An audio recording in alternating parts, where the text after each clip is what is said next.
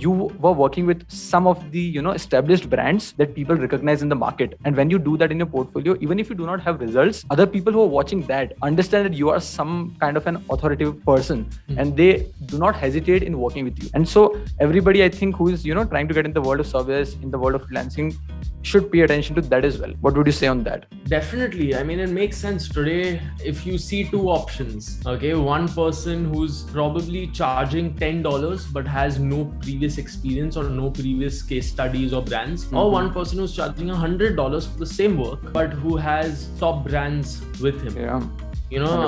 I mean, anyone who can afford the $100 would pay the $100 because it's less of a flight risk for them. For sure. How old are you? I'm turning 20 in 2 months. That's insane.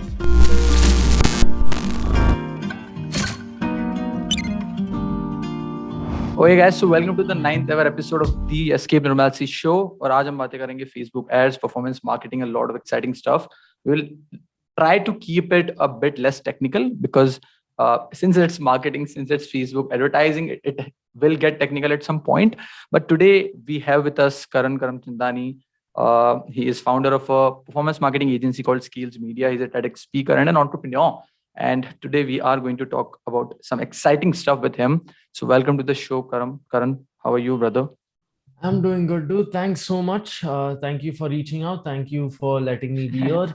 I mean, very interesting, dude. So funny story is that I think I don't even remember how we reached out. We reached out like a couple of months back and connected. Yeah. So we connected on a call, and then we were like, we scheduled the podcast, and I got dengue positive. And I was like, no, we cannot do it now.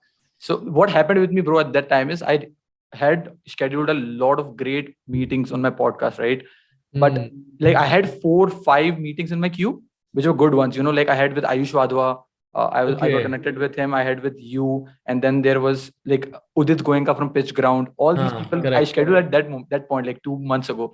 But then I got dengue positive. I was like, shit, I cannot do it. It's gone. And obviously, when you reschedule things, it kind of stretches. It stretches every time because there are a lot of things happening in other people's lives as well. So how is Mumbai, bro? How is Mumbai? How are things going on? Doing all right, dude. Doing all right. In terms of COVID, I don't see any difference. People are still moving out. People, I mean, I think you were traveling somewhere, na? 3 days. Yeah, I was in Mumbai. 3 days back. No, I had seen something. Somewhere you went. Nice, nice views. Nice views. Yeah. So basically, like my mom dad's 25th anniversary is tomorrow. So I took them for kind of a shoot, So I believe that like when our mom, dad, and our parents got married, like those were the times when they didn't have a lot of money, And now I was like, since we have something to celebrate, let's do it the proper way. So I was like, okay, let's go, go at nice places and shoot something. So that's why I was traveling with my mom and dad. So since I'm a creator, I ended up, my mom dad was changing their outfits, and I was like, Cameron, why are you sitting alone? Dude, shoot me.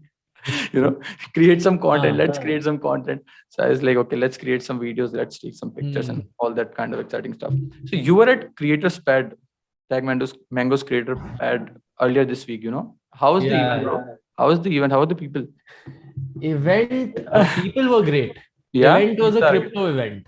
Okay, it was a crypto event. Yeah. So like, for example, there were about 30 to 40 crypto founders and investors. Okay, crazy network, but something I have no knowledge about.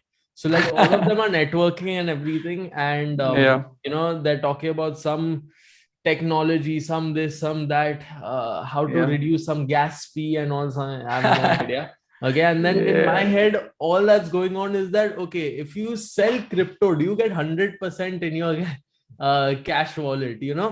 Yeah. So it was all, I mean, it was good, very nice. I connected with some very interesting people. It was decent learning as well. So it was a workshop by Ajit Khurana.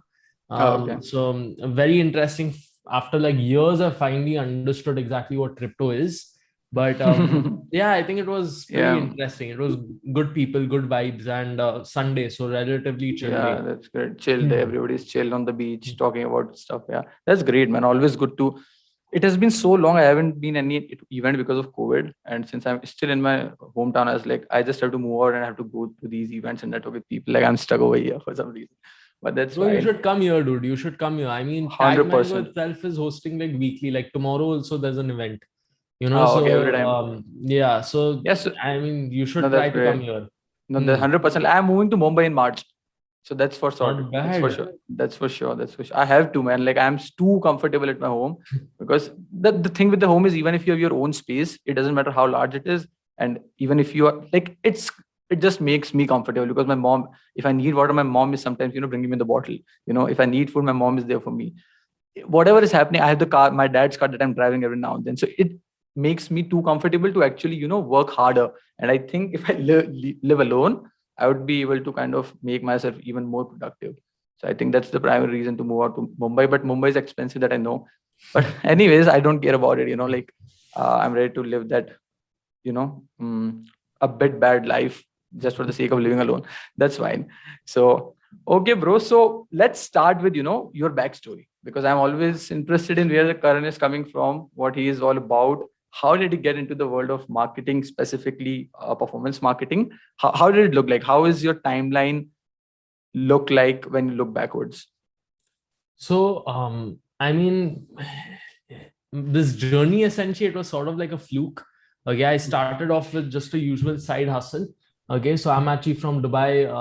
I came over here in about 7th standard when I was 12, and when I was about 14 or 15, that time there was this craze which was called fidget spinners. I think we were discussing this as well. Yeah, yeah. So that time there was a craze, but I was getting about 8,000 or 10,000 rupees per month ka pocket money, and everyone over here was selling like a plastic toy spinner for about 1,000 or 1,500 rupees. So spending about 10% or more of my pocket money was not feasible at all. So obviously it was a craze. Everyone wanted one. Even I wanted one, but just left it out. And then when I went to Dubai in about March of 2016, if I'm not mistaken, um, I saw that the same plastic toy that was over here for 1,500, it was being sold over there for 2.5 dirhams, 50 rupees. Less than that also, but around 50 rupees. So, in my excitement, I actually just bought about 27 of them. And no matter how cheap something is, I've got an Indian mom. So I went back home. I showed, 27 spinners in my hand, and my mom was like, "You don't need all of this. You can keep two and figure out how you're going to get rid of the rest." So I put in a story on Snapchat. That time I was pretty active on Snapchat with a couple of friends. Put in a story saying that hit me up if you want some spinners. I wasn't like selling or anything. I was just like, hit me up if you want spinners. And in about half an hour, I had more than 100 messages. And all Everybody of them wants were, it. yeah, and majority of them, not all, but majority of them were like, how much? Because they thought I was selling it. Yeah. And then it clicked that maybe I could sell it. Yeah. So I took 100 spinners from Dubai to Bombay and sold it in about 2 weeks. I sold it for 500 rupees at 10x. And did kind of well, and but then obviously that spinner craze went down.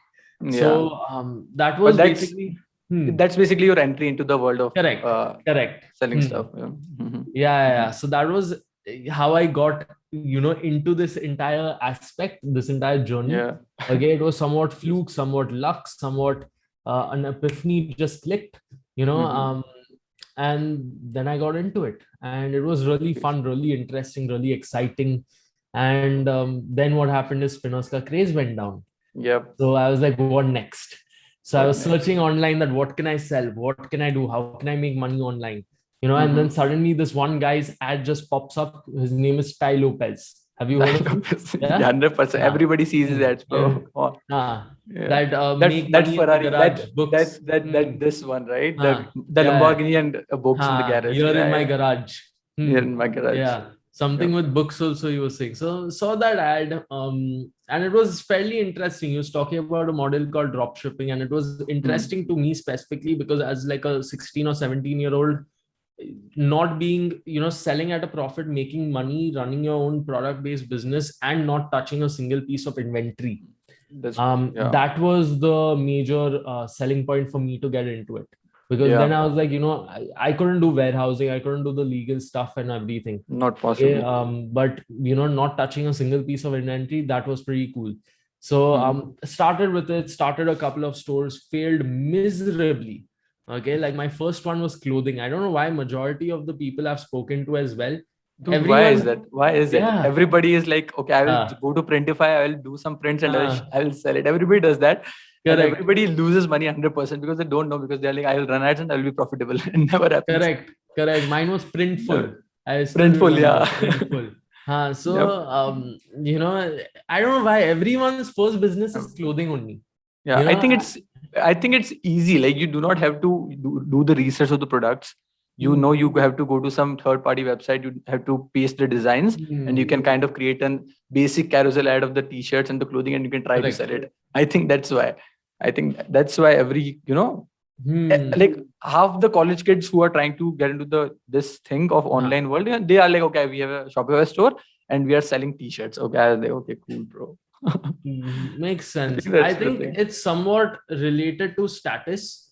Okay. I Kind of, think, yeah. like, for example, you would always be influenced by the person who wears the best clothes to school or college. School, though, I had 100%. uniform, but like I'm saying college In wise. college, for sure. Yeah. So you would always be influenced by the person who had the best Mm. clothes.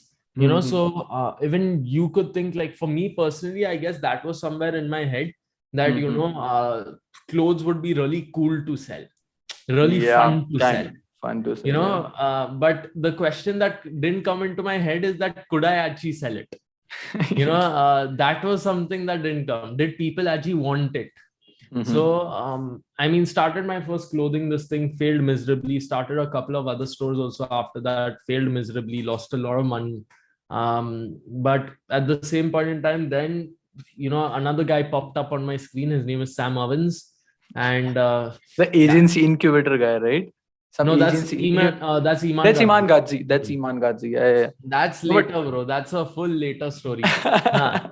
But I would love in to. I would love to know. yeah, Yeah. but like in quick terms, I mean, this guy came up, he showed me that, if you think on a granular level, again, if you think that if your CAC, if your acquisition cost in ads is anyways going to be 1,000 rupees and you're selling a product worth 500, your ads aren't going to be profitable. But you have No. acquired that customer, maybe you can sell them some other product after that. Hmm. That's where it actually changed for me. Hmm. Thinking on that granular level and understanding how can you help the customer on a granular level solve their problems faster, even better, even more convenient, even easier, by selling them even more products. So Yeah. that was where I think it all changed, because then when I started the store, I started putting in these upsells, these cross sells, and started doing email marketing also a little bit more full-fledged. And that time the profitability started coming in. Yeah. And the minute that happened, then I was like, maybe I could do this for some other businesses. So Yeah. and when you come to Mumbai, okay, there's actually like, so I stay in Bandra, okay, so like Bandra, Khar, Juhu, these three areas, probably every third street I had a client. Okay, this Oh, is like crazy. 2018 I started Scalez. 2019 I'm saying 2019 it started to pick up. Okay, Crazy. every third street I had a client. Okay, mainly going towards restaurants and bars. So Cool. worked with some very good places and handling their website, their promotions, their social, Everything. everything. So that was going very well. Had a team of 16 as well. And 2020 then came through COVID, and because of the uncertainty and because of my thing of working with local businesses, it didn't pan out. So I lost all Yeah. clients except for two, Okay. and the team also reduced to zero. And then that epiphany came in that maybe if I started focusing on performance and ROI, brands would never leave. If you 100%. keep performing, who would ever leave you? No, yeah, that makes So, sense. I had a lot of spare time at that time. So entire 2020, I was just learning. I was just, figuring out how this performance game actually works and what are the top agencies that are doing this. So I came across one agency called King Kong. It's a very crazy agency. Okay. One of Okay. my inspirations, what, Where trying it to is do. based, by the way, where it is based of? Australia. Okay. Yeah. Cool. So yeah, it's a crazy agency. That's my inspiration, that by, Okay. let's say, hopefully in the next 1 year, hopefully I might be towards their level of case studies, their level of Yeah. authority. Got it. So they're strictly performance based. Got The it. best part about it is that they do guarantees that That's lovely. Yeah. I mean, we'll increase your performance or you don't pay. So I was reading when you just said that, I was reading this book, $100 million Offers by Alex Alex Hormozy. Hormozy. Alex Hormozy, Yeah, right? And that's exactly right. what he was talking about. He's like, Correct. so he is talking about guarantees. Like if we don't increase your conversion rate by email by 20%, we pay you $500, something like that. Like all those stuff, which is great. But the performance, like if you kind of get the if you understand how the performance, how the ads are working, and you can make the clients profitable, you're good. But what happens is, like, obviously when you're starting out, you cannot be like, okay, I'm the master of Facebook ads, let's go get some clients. It doesn't work like that. So I think that's pretty crazy as well. Like Facebook ads are a great way to actually make your clients profitable and yourself profitable as well. But so yeah, from that the question arises that when you started out, obviously you must be doing a lot of different things, like the content, the maybe some editing, email marketing, performance marketing, as in Facebook ads and all those kind of things. How did you pivoted? How did you were like, okay, now I'm going to eliminate all these things and I'm just going to go all in on Facebook ads? Because I'm 100% sure that the first few clients where you would be like, now I am a Facebook, we are a performance marketing agency, we do Facebook ads for people would have been skeptical and they would be like, okay, Karan, where are your results? So did you had results from all your past clients, or you kind of worked upon it? You worked upon those case studies. How did it go? So my first client was a clothing brand in 2018 called T Game Strong. So that I worked for free. So my first like 3-4 clients, I was working for free Work for only. free. And a lot of hiccups. I wouldn't say that I delivered a lot of value. Okay, a lot of hiccups, a lot of hurdles. There were a lot of negative ROAS as well. But I was working for free. It was good learning. It was good experience. It was good understanding. And then started working with brands for 5,000 rupees, then 10,000, then 15,000. And then suddenly the brands started coming up. And what was happening is that in 2019, till the end of the year, I had built up a good portfolio of brands, not case studies of growth, but the brands, but portfolio of brands, and that portfolio of brands signed my first performance project in December of 2020, which was Captain Zach. It was a VC funded pet grooming brand. So that was my first actual project. The entire year of 2020 was just practicing, understanding, everything. And then December, I got my first performance project. And that was for, I believe, 7.5 to 8 lakhs or something for per month ka spend. And thankfully that time it was less competition. It was, and it's a good product, good market. And I mean, it went well. It went decently well. So after that, specifically, another brand came in, Heebs. Then Pharmacy came in. Then Cosmic Wealth came in. Then so many of these, they just started coming in. And the case studies just started growing and growing and growing. So definitely these clients do ask that, where are your results? Okay, but that's only because I'm pitching them for money. If I was working for free, like for example, T Game Strong, he never asked me that, what are your clients looking at? Clients? He was just like, do you know the skill? I was like, yeah, I've got all of this done. I've learned it. I know how to do it properly. Okay, and I'm going to work for free. And that was, I think, 10 or 15,000 rupees ka spend budget he gave me. That's, bro, there is one great takeaway from what you just said that I want people to understand. What people think is, see, I always tell people that whatever skill you have is not a rocket science. Everybody can go online and they can learn it. But it is about how you're actually pitching people, how you're talking to them and how you're trying to close that particular client matters a lot. Because I also had the fair share of experience where I kind of closed the client without showing my Facebook results to any of them. But I just knew, and I just had that skill of talking to people properly, and I just knew how to close them. And also another point that you made, that you were working with some of the established brands that people recognize in the market. And when you do that in your portfolio, even if you do not have results, other people who are watching that understand that you are some kind of an authoritative person, and they do not hesitate in working with you.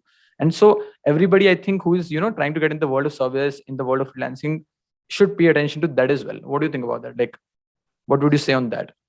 Definitely. I mean, it makes sense today. If you see two options, okay, one person who's probably charging $10 but has no previous experience or no previous case studies or brands, or one person who's charging $100 for the same work, okay, but who has the top brands with him. Yeah. You know, 100%. I mean, anyone who can afford the $100 would pay the $100 because it's less of a flight risk for them. For sure. For sure. Great, bro. So how old are you? I'm turning 20 in 2 months. That's like it just blows my mind like how far ahead you guys are, bro. Like it's insane. Like when we were 18, we were in college and we had no fucking idea what do we want to do. we're just going to lectures, sleeping at the back bench with my friends, and that's it. We had no idea. It is only around second year when I was like, okay, dude, like what am I doing? I'm in engineering college. I had no idea about engineering. I hate it. I'm just having fun. Now let's figure out something. So I think those 2-3 years, that when you started very early, 16 very early, like 16, I was probably I was in 11th or 12th, I had no fucking idea what I want to do. And that's the time when you started getting yourself in the world of dropshipping, which is great, because I believe कि ऐसा हो ही नहीं सकता कि तुमने पहले you started in the first year and you know everything that you want to. You fail, you lose a lot of money. So I started in second year of my college. We started dropshipping store. One of my friend and me, and we are just going to be croropatis, because we just run the ads and we'll get the sales. And correct. we keep refreshing the Shopify store dashboard, and we are like, no sales, and like it never happened. And it is when you realize it is not just about ads, dude. People don't want this product. Your ad sucks. Your copy sucks. And those are the things that you start learning. But it's the first point where it all starts. And it started very young for you, which is crazy. Like it blows my mind. It also makes me proud. Like these people, you guys, like if you talk to any person who is 21 from my age group, they are equally mature to 17, 18 of your generation, which is crazy. Like you guys have already figured out way too early what you want to do. Which is great. So you have that buffer extra time, and because when you're 17, when you're 18, you have no pressure, right? It's zero. Yeah. But when you start getting in the world of uncertainty at 23, you have to think about a lot of things, because you are at a place where your parents are going to force you, where your peers around you are getting high paying jobs. So I'm really happy, bro. Like I'm really happy for people like you who are 19, 18, 20 doing great things, which is crazy for me. So thank you, dude. Thank you. But at the same point in time, bro, I want to mention one thing, which is that when I started recording content, I think this was 2018 only. Okay, 2018, maybe 2019. I started recording content, and like everyone, I would have that IG bio. 17 entrepreneur. That type of bio I had. I got it. And I mean, now though it seems kind of cringe to do all of that, but at the same point in time, bro, entrepreneur seems cringe. The part about the age is that now, if you notice, it's not that surprising. Now it's not. It was very surprising. Exactly. Like when I now started, I started at probably 17, maybe. Okay, 17, 18, something like that. I have no idea, but somewhere around that. And it was very surprising to people, dude. When I was 17 and I was like, my first meeting, I had gone to a pub called Jalwa, my proper first paid sales meeting, where I wasn't working for free. And the first meeting I went to, I was wearing shorts, so I mean, it's just stuff like that, it's very small stuff at the end of the day, but all of these small stuff, like maybe my voice wasn't to this thing, and I have no idea, but all of these small things specifically, people would notice, and people would be like, number one, so they would say upfront, they won't say that I'm acting childish or anything, but they would say that you're very young, congrats, good luck, blah blah blah, whatever it may be. Now nobody talks about that, because now it's like, if you're 27, it's fine. If you're 37, you feel like, in that industry, because you feel like you're old. Yeah. It's almost like if you're 19, 20, and if you meet 26, 27, like they almost are talking like each other with the same thing, like when it comes to the professional world, not about the personal life, it varies. But people don't care. Like I'm talking to people who are 20, who are 31, 32, And when I'm talking to them on the podcast about professional things, they're just talking like we do. They have a bit more wisdom, which is obviously is going to be the case, and people are not surprised for sure. Like, because there's so many young folks doing great things, bro. Like, it's crazy. And like it makes me happy, man. Like, and even in India, not about, we are not, if we just talk about the Indian economy, even in the Indian creator space, the this agency space, so many young kids doing great things. It's crazy. It's good for sure. Okay, bro, so now let's talk about performance marketing. How would you define performance marketing? How would you define performance marketing? So performance marketing specifically, I think a lot of things are changing, because now every single digital marketing agency will call themselves a performance marketing agency. No brand wants digital marketing. Every brand wants performance marketing. Mm-hmm. And because of that, every Indian agency is just branding themselves as performance marketing. Performance marketing is specifically when you have enough data points to actually say that your 1 rupee that you're investing in ads is going to bring in more than that 1 rupee back out. That is, in simple terms, it is performance based marketing, that you need to perform, you need to know exactly how it's going to perform. It isn't just marketing online. It isn't just Facebook ads won't be the answer. Facebook ads is getting even more expensive, even more competitive, even more cutthroat. And right now, though, brands are going on it's a bloodbath out there. 100%. Because every single startup, every single person wants to be in the startup. Now the Shark Tank has also influenced quite a lot of people to get into the startup. And because there's so much competition and there's less innovation as such, because of that, it's just being more competitive, because you're using the same channels: Facebook, Google, Twitter, YouTube, Instagram, and it's practically a similar product. Okay. Like, for example, skincare. Okay. I remember that when we were running ads for Scalez and trying to generate leads, about 20% of all the leads were skincare brands. 20% of all the leads. Okay. It wasn't diverse. Okay. The rest 80% were extremely diverse. We had FMCG, we had services, we had B2B, we had it was all over the place. Okay. But 20% was skincare only. And it was in that similar price point, targeting the similar individual. Now, if you look at so much competition, how are you actually eventually even going to reach a good scale?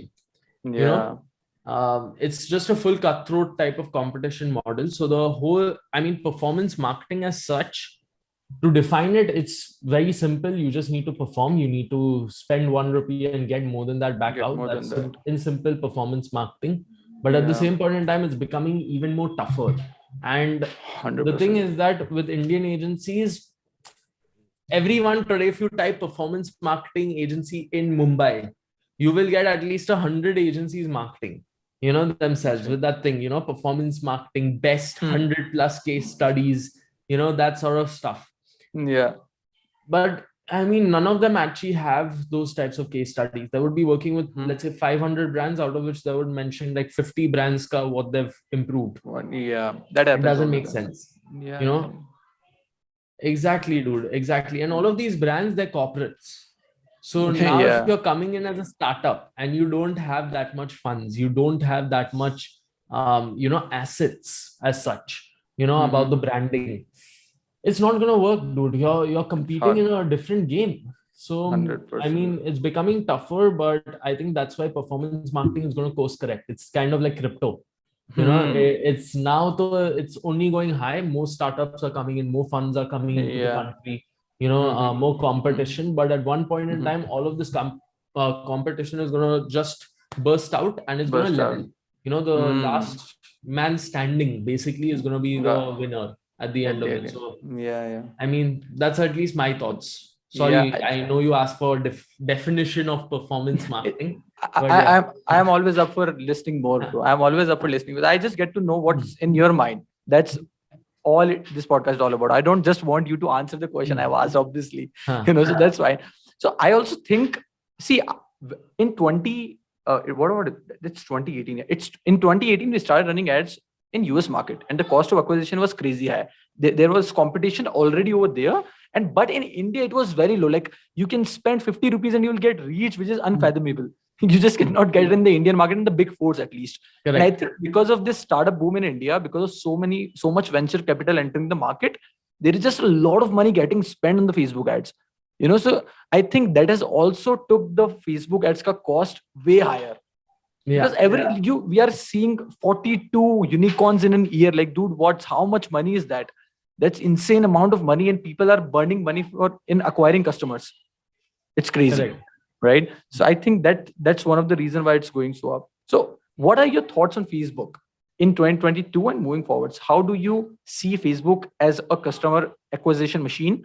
And would you be 100% bullish on just Facebook ads? And would you spend all the, let's say, marketing budget on Facebook ads, or would you diversify? Like, what are you doing with your clients in your agency at the moment? Got it. So Facebook specifically, probably not. Okay, not completely bullish. Okay, specifically because there are a lot of other platforms that are coming into the limelight.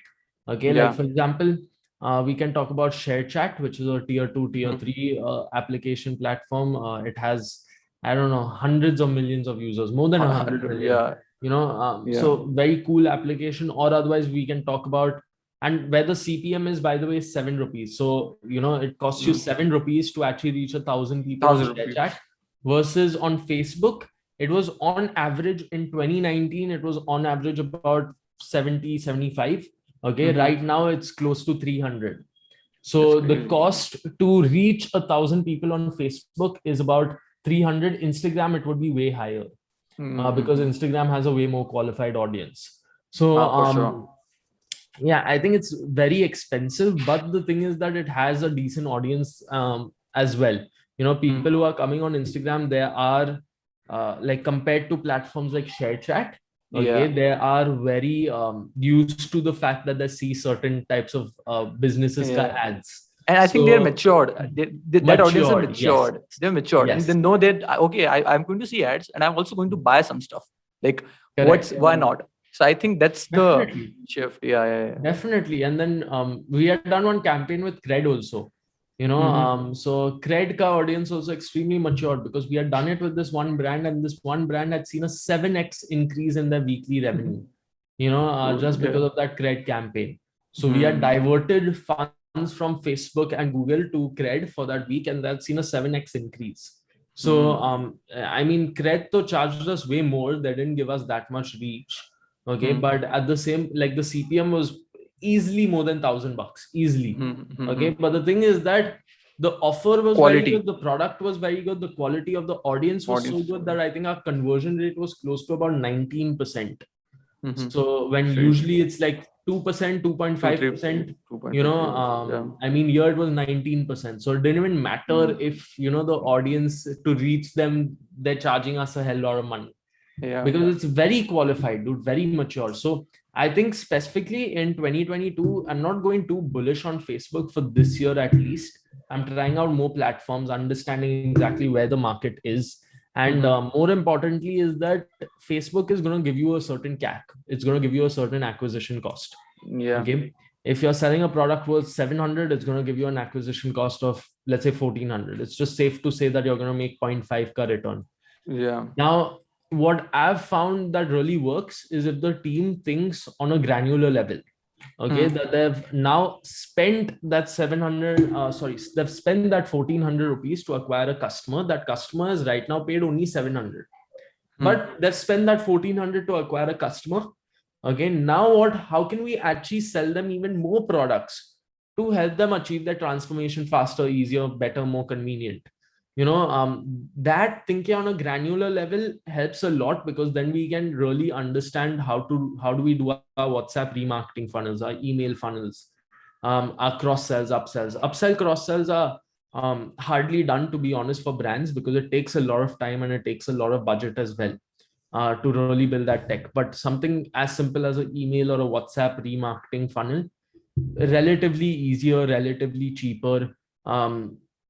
So yeah, I mean, thinking on that granular level really helps. And this is what I've noticed that other people don't do. They're just laid back on their chair. They're like, this is Facebook. They have increased their costs. Nothing is in my hand. ROAS of 0.7, every brand is hitting. I can't do anything now. No.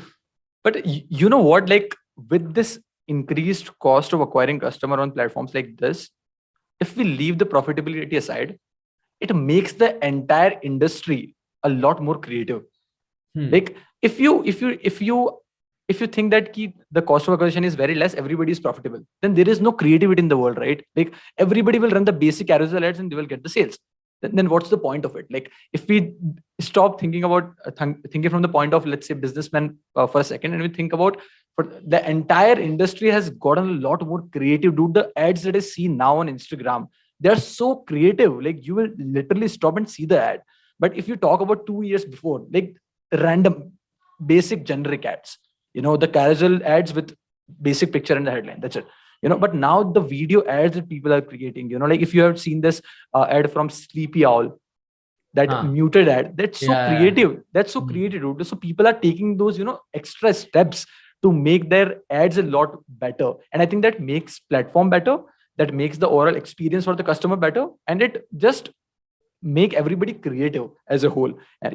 And I think the people who are just, if we talk about next 5-10 years, people who are just going to be creative are going to win anyways.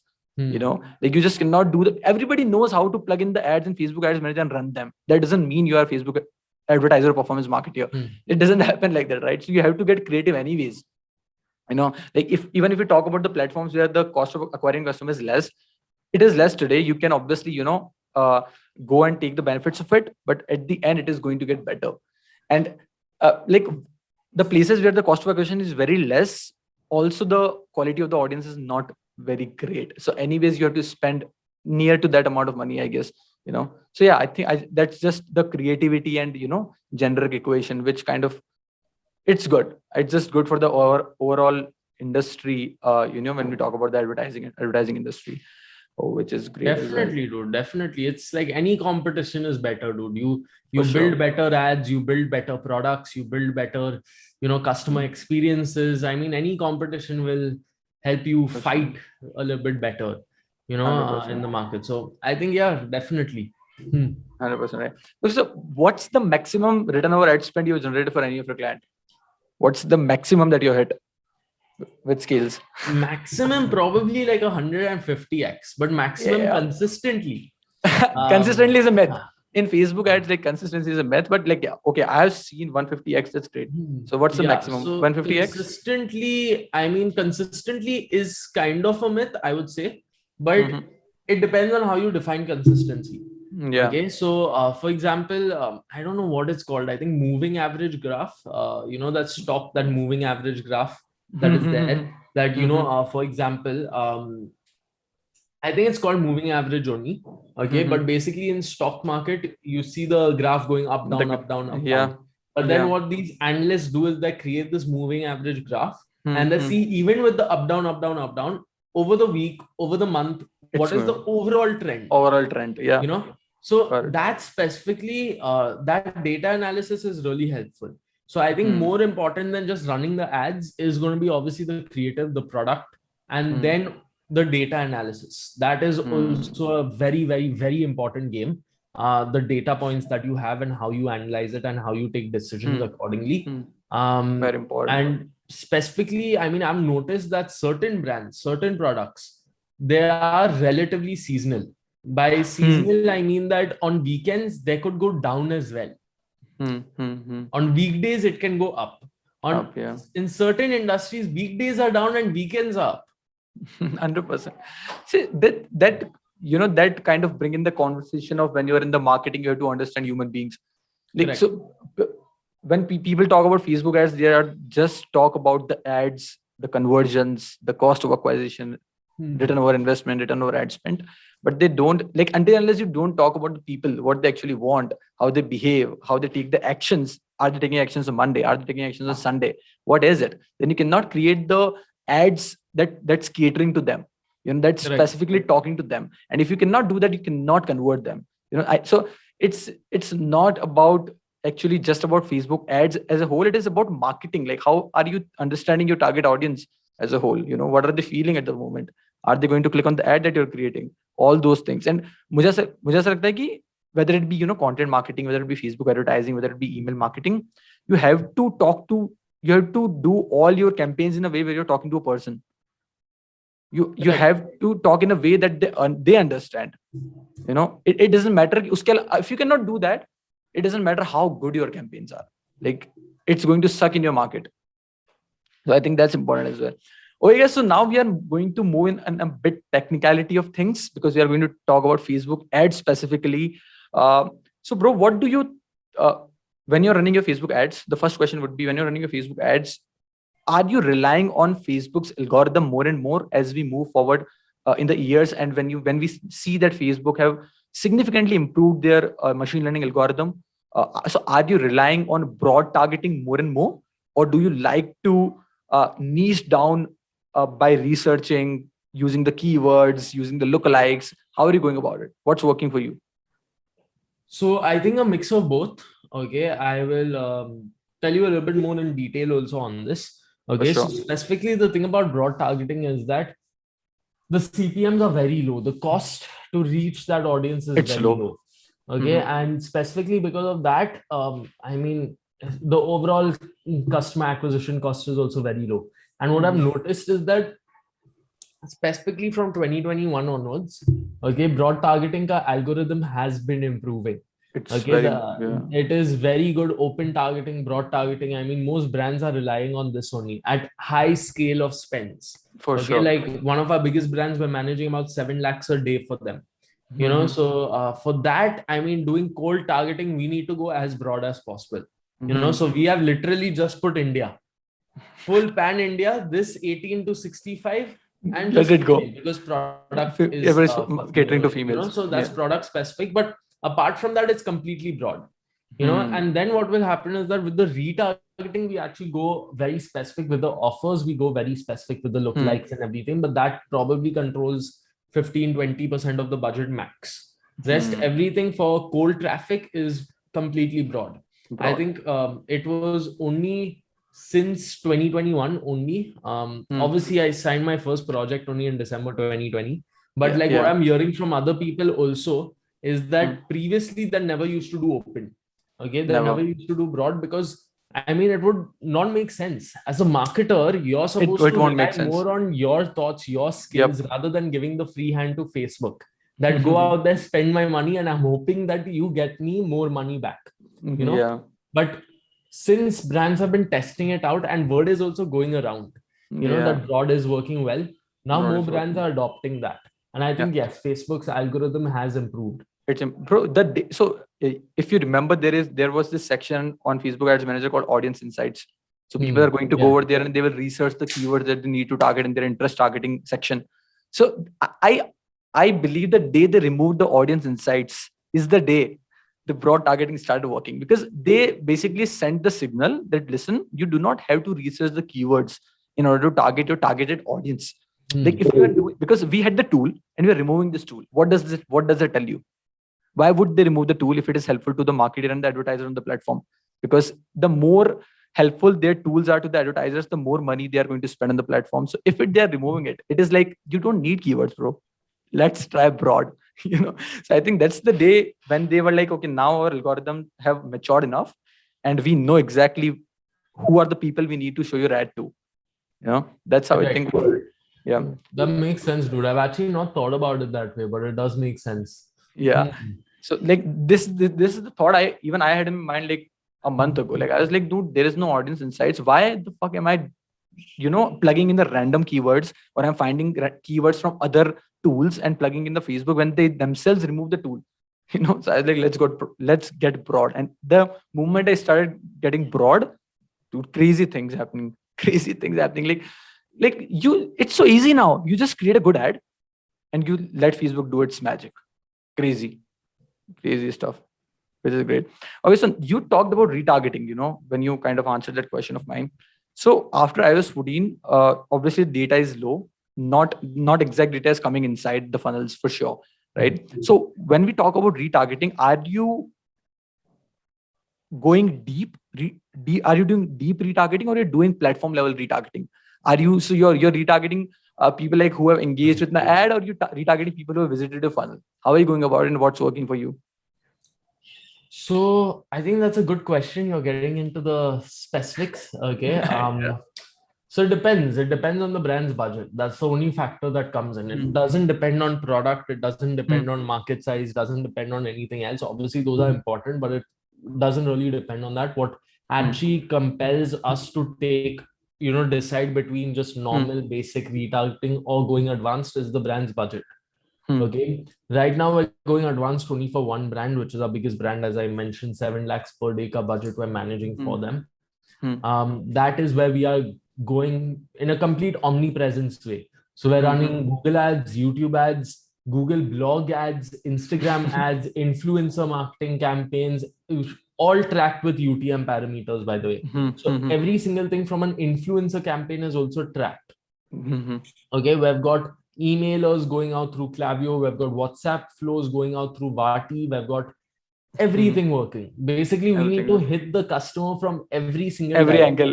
That's You what know, happens when you have a lot of money to spend. exactly. So they're Yeah. funded, they've got a lot of money, they've got the Hmm. top influencers, I mean, Hmm. celebrities, in fact, not even Yeah, influencers. that's when Hmm. you have that amount of money, you are like, okay, I haven't burned that amount of money in a day. Why not?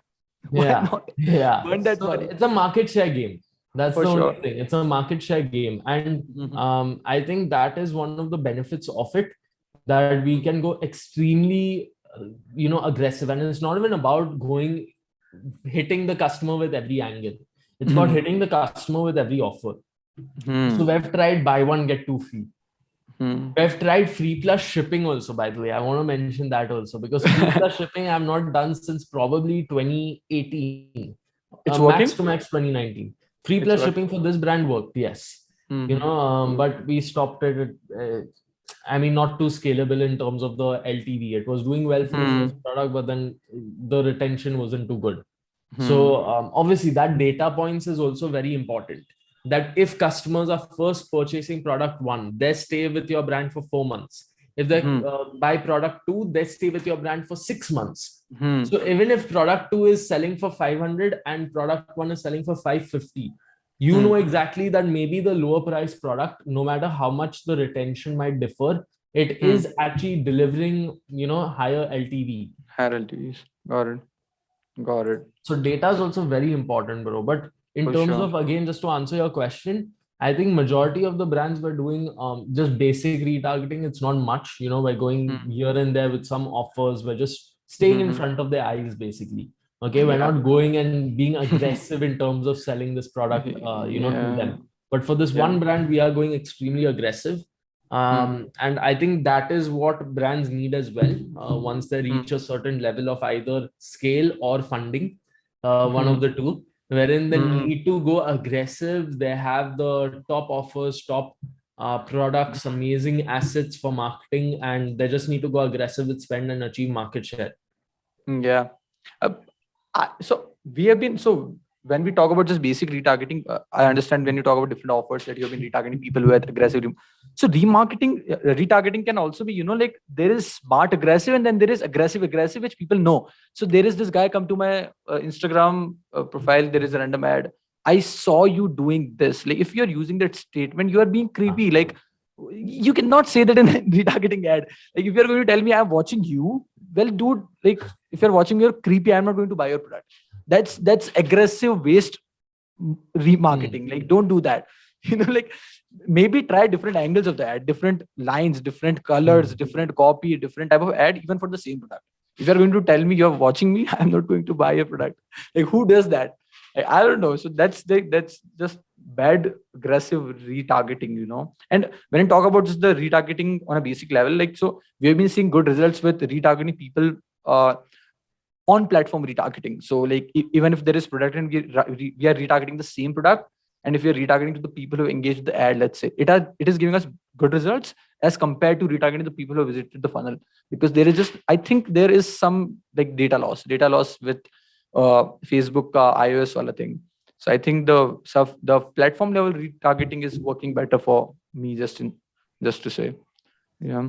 So I think it makes sense, dude. But specifically, what I've noticed is that platform level retargeting, it works well, it delivers a higher ROAS, but mm, the need isn't there. Like, mm, I'll tell you. So, I mean, sometimes what will happen is that if a brand's break-even ROAS is, let's say, 3x, okay, that they need a 3x return on advertising spend to break even their marketing costs, manufacturing, shipping, RTO, everything. Okay, so 3x is minimum that's needed. The retargeting would actually bring in that 3x. But what happens is sometimes we spend, let's say, a small amount of money in getting them into the funnel, you know, in the first place. And then we spend that money in retargeting. So technically it's lower, you know, and what we've noticed is that if we retarget through other ways, you know, like for example, email marketing campaigns, email's actually getting some good traction. Since December, it's been improving even more. You know, so emailers really, like we've been using Klaviyo, it's thoda expensive at scale, but I think it's a lifesaver because the amount of personalization you can do and segmentation you can do is crazy. So what I've noticed is that even for certain brands, even if you leave retargeting and you focus on spending that extra money in getting more people in top of funnel, in the funnel, you know? Got it. And then using emailers, using retention, different methods of retargeting, instead of ad retargeting, basically. Makes sense. And also, like when you do not have scale in your audience, I think Facebook anyway is showing your ad 10 times to your audience. Like there is a lot of frequency anyway. So I think for the same product, retargeting it's not wise, I would say. You know, that's the case as well, because anyways, there is a lot of frequency of the ad showing, getting shown to the people. Okay, correct. We are getting technical. Some normal people who would be like, I want to understand Facebook ads. If they're seeing the podcast, they would be like, dude, what the fuck are you talking about? Guys, if you are like, okay, I don't want to get granular and I just want to understand the journey of Karan and all the top level, surface level things, you can skip this part if you want to. But if you are really interested, these are some crazy things crazy insights that you would be able to use in the things that you do as well. So that's great. Oh, also, so we talked about retargeting, lookalikes. Like there is no limit of how many things we can talk, right? It's like we can talk about lookalikes, we can talk about I'll talk about CBOs. Like, do you go all CBOs in your campaigns, or you are no CBOs? No. They are, but it's a mix. It's a mix. So it depends on the category. Tell me more about it. Tell me more about it. I'll tell you, it's a very simple framework, to be honest. It works majority of the times. Okay, in some rare cases with certain brands, certain markets, certain product pricings, whatever the factors are, it probably won't work. But what I've noticed is that specifically when we actually have a good market size, okay, that time CBOs work very well. Okay, like a good market size and a decent pricing also. So basically, when you're trying to go mass market, in simple terms, you're basically trying to mass market. Instead of niche, you're going mass market. CBOs work very well. In niche market, ABOs work a little bit better. So this is something where, I mean, I don't know, it's worked for us till now. We've got like 30, 40 active brands. I've not tested this for like 3,000 brands or something. But for our, few brands, I think it works for now. It works decently well. That if we're trying to go mass market, then we try for CBOs because Facebook has a little bit more control over there. It's kind of like the what was the broad targeting answer. That if it's mass market, go broad, go open, trust the algorithm, it will work. If it's niche, then we go for ABOs. We try to keep it more in our control and try to have specific segmentation, specific targeting interests, all that sort of stuff with it. Makes sense. So, bro, how do you manage Facebook Ads Manager for 40 clients? Like, I'm just trying to understand, what does it take to run ads for 40 clients at once? How are you making sense of things in your mind for 40 clients at a time? Like, how do you delegate the work, first of all? What are the things that you handle as a founder? And how are you keeping yourself efficient when you're running ads for 40 clients at one moment? So I think it's stressful. Definitely, it comes with its own pressures because it's not just a content agency. A content agency has a lot of workload, but it's easy. You can delegate everything. Pressure. You can delegate and you just have to deliver. And that's it. So that way, you as a founder, you have way less pressure. It's just workload. It's not pressure. For me, it's a different case because I could actually work my ass off. Okay, but if it doesn't get the result, I've still not delivered. The client is still not happy. If a creative agency is doing 1 hour, I could do 10 hours worth of work. It doesn't matter. I could do 10 minutes of work. But at the end, you have to show the result. You have to show that ROS, right? Creatively, have this is the content, you take it. So correct. So it's a very simple thing. I think every brand is doing a 0 to 1. Okay. The thing is that they're delivering a 0 to 1. A web development agency ka 0 to 1 is going to be no website to website. To website. Yeah. A content agency is going to be no video to video. Our thing is no sales to sales. and that's the hardest thing to do. Yeah. So that is very uncertain, very unpredictable because there's market factors. It's not just about your knowledge, your experience, your ideas. Not just about that. It's about market factors also, because you're at the end of the day dependent on the prospects, the consumers, the humans. So sometimes if there is some mistake or something, you won't hit your targets, and there've been a lot of times where we haven't hit our targets. A lot of times. That's going to happen anyways. Yeah, sometimes. Yeah, but at the same point in time, data insights have been crazy. I think that has been something that has saved us a lot, that we focus on the data and we focus on a granular level, that even if the data hasn't worked in our favor, what can we do with this? I think those extra ideas, going the extra mile, eventually does lead to a profitable ROI for the brand. Even if it takes, let's say, instead of 1 month, it takes 1.5 months. Okay, but clients do see those results coming. Because we have specific OKRs, we have an amazing team. Okay, the team is currently 23, 24 team members, very aggressive. It's actually way more than what a usual agency would need to manage 30 to 40 brands. Yeah. And I wouldn't say 40, to be honest. I think it's somewhere close to about 35, 36. So yeah, it's a very good client to team ratio. Ratio is good. What would happen is that it would be probably about, to handle 40 brands, 12, 13 people. 12, 13, yeah. That's the usual thing. We've got a team of 23, 24.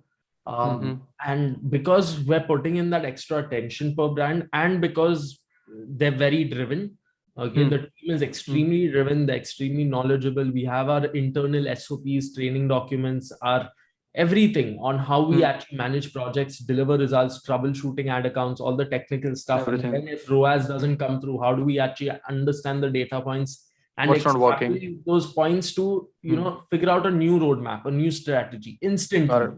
That would get us to that result. That is something that is very important, because I think more important than all the technical stuff is that if things don't go your way, how do you actually get out of it? That is something. The thing with advertising is you have to rely on data. You cannot rely on your gut. Like, there are instances where you can, but you're spending and you're burning money for the client. Just, you have to see the data, and you have to be crazy about data. And if you do not have the processes, if you do not have those structures maintained in a team, you will run all over the place. You would be like, okay, how do I make the decision? Like, how do I make the decision? So when you talk about I think it is extremely important for anyone trying to get, at that stage where you have 40, 50 clients, you have to have everything structured. Like, even if you're hiring a person, you do not have to talk to them. You just send them the document and they know everything that you do, whatever Scalez Media is all about, or whatever your agency is all about, which is great. So how does your funnel looks like? Like, when a client comes to you, maybe I'm assuming you do the sales call, you get on a client, you talk to them. Once the deal is closed, what are your touch points for the deliverables of that client, and how much of the work you just delegate? Okay, now you guys see it. This is the ad account. This is the brand. You guys create the strategy, you run the ads, or you are always involved with every client? What do you do? So I'm not always involved. Thankfully, the team is there and they're very skilled for it. And I've got marketing heads also who are managing the entire marketing team. I've got a creative head who's managing the creative team. Very skilled people. People who I trust with practically everything. My bread and butter, essentially. And more importantly than me, the team's bread and butter. So I think that really takes a lot of effort from my shoulders, and puts a lot of pressure on theirs. And thankful for that also. But specifically, as soon as we close a brand, onboarding is done. At that point in time, we set aside, like if it's specifically marketing, then there's going to be a marketing head, there's going to be the marketing executioner, and that's practically the team, how it looks. And all communication is done through Slack. We have specific SOPs and processes also that we try to keep to give the best experience to the client. So we mentioned that we can communicate through WhatsApp, but the response times would be way, way, way slower than Slack, because we as a team, we have a lot of friends on WhatsApp. If we kept on, checking messages on WhatsApp, we would be too distracted to actually execute on your brand's work. So that's the way I actually pitch it to brands, and they're more than happy to actually pay an extra 70 rupees, 300 rupees, 400 rupees, whatever it may be for Slack. So all communication is done through Slack. We have a custom software also built that allows us to manage all the projects effectively, manage team members effectively, manage targets, OKRs, everything. So it's a proper project management software. And I think it works out well when the team is motivated and driven to actually do it. I think that's the only thing, to be honest. I think our SOPs, our processes are very effective. The only place where hiccups come is that at some points the team isn't as driven, and to keep teams motivation up is a huge challenge to another level. When you're managing a team of 23, 24 people, majority of them, at least 20 plus, are college going students. They have their own stresses, responsibilities, timelines, a lot of different hiccups, hurdles to manage. All of that is the toughest, about that, like one of my hire called me yesterday and he's like, bro, my offline colleges are going to start. I have the college from 9 to 4. I want to work with you as well, and I want to learn something as well. You tell me something about time management. And I'm talking to that guy 45 minutes and I'm telling him, like, I'm just sharing my experience of time management, So I think that's the extra mile that you need to take in order to, make your team more productive. Because if you just leave them on their own, dude, it's just not going to go anywhere. And people assume that if you have a team, you as a founder, you just don't do anything. You just delegate everything, and they don't understand how hard it is to delegate, and how time consuming it is just to delegate the work. Correct. Yeah. So I think that's one insight as well, that if you have a team, it's not easy. It only gets harder because you have more people to manage. As a solopreneur, you're managing yourself. The bigger the team, the bigger the problems, the bigger the management skills, the better the management skills that you need to have. Right? Correct. Yeah. So that's that. For sure. Yeah. So, I mean, I think it's going well for now, to be honest. We scaled up very aggressively till last year. Jan, we're not taking on anyone on board. Feb also we won't. March also we won't. From April onwards, I'm planning to go on hiring sprees again. So by the end of the year, the target is that we need to at least double the team size. We need to hit at least 50 team members. And that's why I'm taking Jan, Feb, March to just prepare the processes. Yeah. Like it has to be streamlined if you have to scale horizontally. Otherwise, you're going to get forgotten. So are you planning to open a space? Are you trying to keep it all work from anywhere? What's your goal? What's the goal? I mean, the end goal is to get an office. Okay, that is there. But it should be more of a hybrid solution, in my opinion. Okay, I'm not too interested in going to office and having certain timings and everything. I don't think anyone our age is interested in that office going life, that job lifestyle. Okay, I think we all want to do stuff that interests us. I think we want to work with brands that are purpose driven, that have good products, want to impact people. And I think we also as people want to be part of that impact. For sure. And if we're getting decent amounts of money, that allows us to be happy, allows us to survive, allows us to learn, and most importantly, connect with a lot of great people. That means other team members and amazing founders, hear their stories, amazing clients, hear their struggles, and all the, other colleagues and all that sort of stuff. Sure. I think at the end, that environment matters, right? The people that you hang out with, it matters. Else it's not worth it. Like, so for me, if I can make 10 lakh rupees more and I cannot travel, I don't need that 10 lakh rupees. Like, dude, like if I'm stuck at a place and I cannot go out and travel the way I want and whenever I want, it's a trade-off, right? It's a trade-off. Like what exactly are the things that you are willing to sacrifice? So I'm always like, life is more about the things that you're willing to sacrifice and less about the things that you want. Because if you want more of something, you have to sacrifice some other things anyways. So you figure that out. You figure out those trade-offs, which is great, bro. It has been a great conversation. Like I'm loving the conversation. I can probably do it for next 2 hours as well. But we all have our time foundations. We all have, maybe we'll do the second part of this as well. So I'll just kind of try to sum it in the next 10 minutes, maybe. Yeah, in the 10-15 minutes. So we kind of can then go and do our own shit, talk to clients, deliver the work. Yeah. So okay, now let's talk about content. You are already handling 40 clients. You have a team of 23 people. You are not thinking about content. And the people that I admire and I follow them closely. I do not follow them for the sake of it. So like I think last year you were like, you uploaded a YouTube video and you're like, now I'm going to be consistent. And you named someone and you're like, bro, please help me be consistent. Maybe he was your video editor, I don't know. And then you're like, no dude, it's not working, I'm not recording videos. So what's that? What are your thoughts about content? Are you planning to record more content continuously, consistently this year? Or you're like, no, I'm just going to focus on the agency and the clients? I think both. That's the benefit of it. So now specifically, I've started something like vlogs. The vlog. Okay. I saw the vlog. Yeah. So it's going to be relatively shittier content, in my opinion, less valuable. Okay. It's going to be valuable in its own way. Okay. To the right person, but it's going to be valuable to less people. So to the right person, it probably might be valuable in its own way. But at the same point in time, I don't think it's going to be as valuable to, let's say, 100,000 people like a normal topic video or a training video. But at the same point in time, I think it mixes both of those, that, we are doing some very impactful work in the agency. And sometimes, the pressures and everything, it gets to me and I just have my mood off. I can't even shoot content even if I have the time to do it. Like that creativity doesn't come, I got it.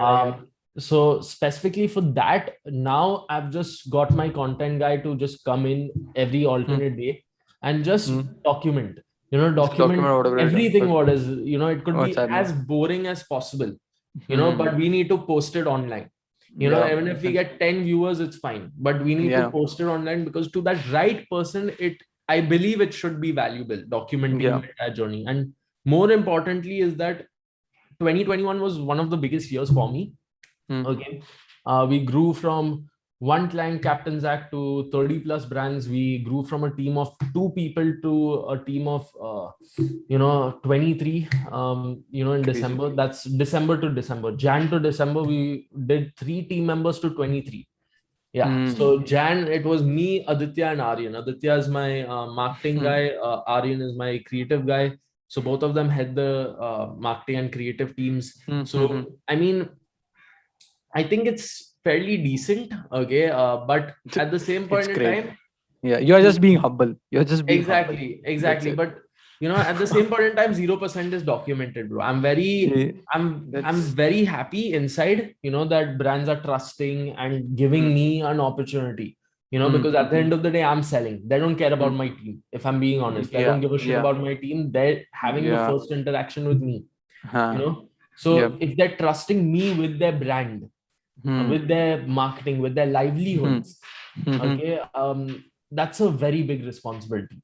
And they are basing it on my trust on my team. So I think it's a very big opportunity that a lot of brands trusted us. And trusted a group of kids who don't have any degrees, who don't have any office, no awards that were won. But it's just that we give it our best and we do honest work. And thankfully, it's paid off in its own way. But the only regret is that 0% is documented. So obviously, the end of this year, we've got even bigger targets. We need to double the team. We need to make sure that, and it's not just about double. Like we could 7x as well. Like if I say that 3 team members to 23 in 1 year, that's more than a 7x. That's more than But we can 7x this year as well. I'm very confident that we can go aggressive. We'll just go aggressive in sales and then we'll hire as many people. But I know that the bandwidth, I mean, not the bandwidth, but the processes aren't too good to handle that much. What I'm more interested in is that this 23 should be 50, but there should be qualified people. We should really find the top talent in the country, you know, and make sure that we manage it also well, you know. So specifically, coming back to topic, we've got the bigger targets, and the only regret I don't want is that if I hit it, I don't want nothing to be documented. So, you know, content, I think it's very powerful, very powerful. amazing source of lead generation, opportunities, and connectivity also, you 100%. Know, but at the same point in time, it takes time. It takes a lot of effort. Like, I've seen your content, bro. Like, you put in so much effort, dude. Like, I know it, bro, because I know the effort that goes into my videos, which is probably at level year. And then I see your videos at level year, you know, with the amount, you know, pre-production, pre-planning, you know, just understanding exactly how you want to script it in your head also, you know, so that you don't fumble. And then after that, you know, how do you actually edit it out? And just like a simple 30-second video on Instagram, you might spend 2 hours editing it. Yep, for sure, dude.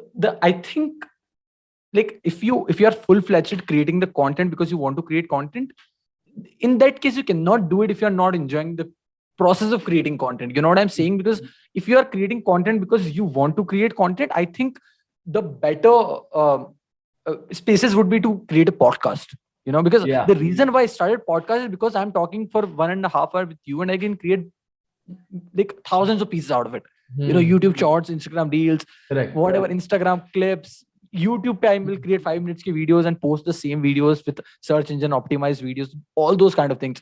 And vlogging another, like, you're just working and you're putting the camera in front of you and doing things that you're doing. So, dude, imagine documenting the journey of going from 2 people team to 23 people team, onboarding 40 clients when you're just 19. It's valuable. Why are you even thinking about if it is going to be valuable or not? To every kid who is 18, 19, 20, 21, trying to get in the world of agency business and the marketing, if they see your content, they are going to subscribe. Like, there is limitless value in it, because there is limitless value in the story that you are telling and who you are. It's not about, you know, creating a 5-minute video and telling and explaining the concept of marketing. If you create the vlogs the right way that you're doing and document it the right way, it is more valuable than a 5-minute strategy video, in my opinion, because people can relate to it. Like, if you can turn on that emotions in their head, that if a 19, 20-year-old can scale a brand to that level, that connects even more than a scripted, edited, post-produced strategy video. You know, so I think for sure. So good luck, bro. Good luck for that. Good luck for that. If you need help in the editing part, whatever, like, you know, the creative part, for sure, like, hit me up. We can kind of sort out your YouTube as well. So we can do that.